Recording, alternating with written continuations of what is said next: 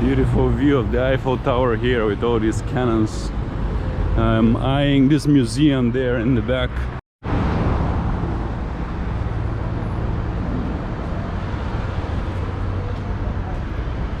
I'm here at the Museum of the Army in Paris, and I read that it has the tomb of Napoleon, and I'm so excited because he's my all-time favorite historic figure, and I cannot wait to see that. It's amazing. I can talk about Napoleon all day, but I'm trying to not completely take up all my space on the card. I just want to experience this and see how it is. Ludovicus Magnus, Louis the Great. Looks like Louis the 14th, but I'm not sure if that is who it depicts.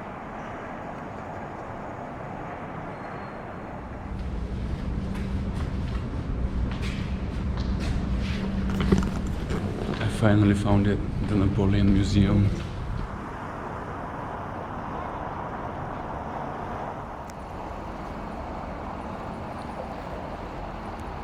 In this majestic building in front of me is the tomb of Napoleon.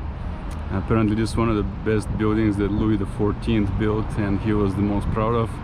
So appropriately they put Napoleon in it after his death. As soon as you enter the door, you see front and center a giant monument, and his sarcophagus in there is the most grand I've seen of anyone I've seen buried.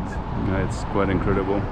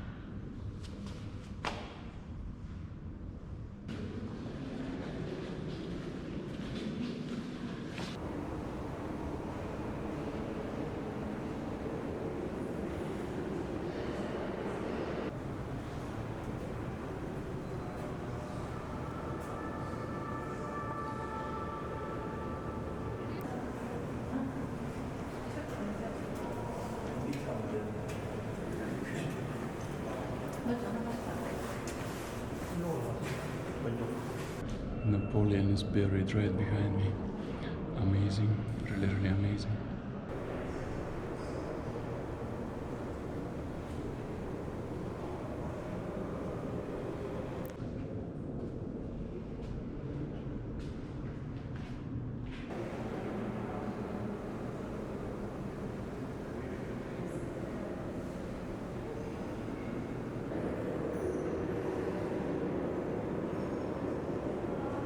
Well, this was the absolutely most appropriate way for me to end my tour of Paris, because Napoleon is my all-time favorite historical figure, basically my favorite human that ever lived that I didn't know. And that is because I find him to be the most capable out of all of history. I don't see any such figure who was able to achieve so much in such a short time and was able to impact as much as he did. And contrary to other, strongmen or whatever you call them, dictators, he was not really in no way evil. He wasn't motivated by some kind of evil desires. He really just was mostly under attack, but he fought harder than anyone ever against all the powers of his day, and he defeated them repeatedly for around 20 years. And so that's basically him against the world for so long. And he was so close to winning, but in the end it wasn't meant to be, I guess. If he had won, history would be completely different. And what I see in him is something which I strongly believe in, which is a restoration of the glory of the ancient world, which is what he was motivated by.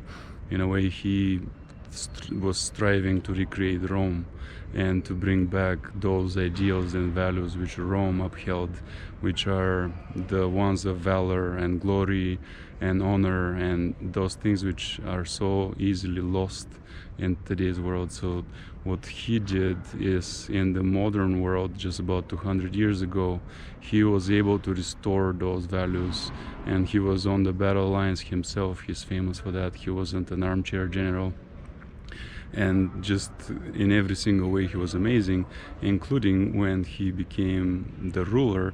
He was one of the best rulers there ever were, and was able to achieve so much in so little time while at war with everybody. He commissioned some of the grandest building projects. He rewrote the laws of almost all of Europe, and it just goes on and on. No one's No one ever in the history of the world was able to achieve so much in so little time.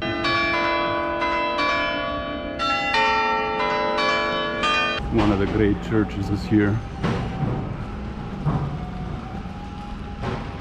And behind it you can see the Pantheon, which is huge. So this ahead of me is the Pantheon, and what's interesting about this one is that even though it is called a Pantheon, and normally that means it depicts gods or the meaning of the word Pantheon is all the gods that a certain group of people believes in.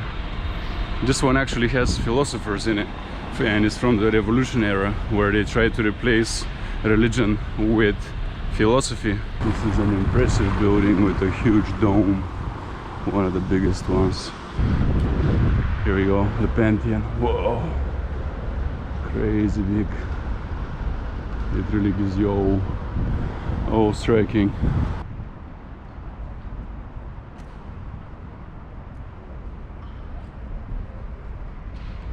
Some of the famous people here in this Pantheon, I think, are Rousseau and possibly Voltaire. I need to find out, but people from that era, definitely before the revolution, the people that woke up France to reason instead of religion.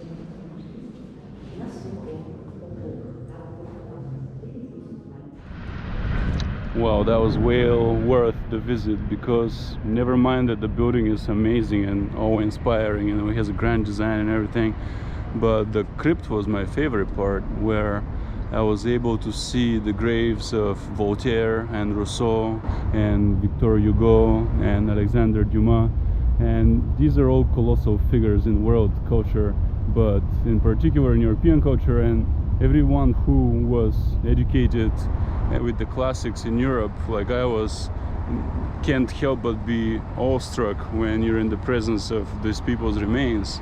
And I personally spent like over a year of my life reading the books of Dumas and Hugo, a lot of them, and they've really affected me, because those were the early teenage formative years, and I still think fondly when I remember that era, the Romantic era writers, and I can't help it. It's so that they instill in you something that you carry for the rest of your life, and you can come and be in their presence in a very remote way, of course, here.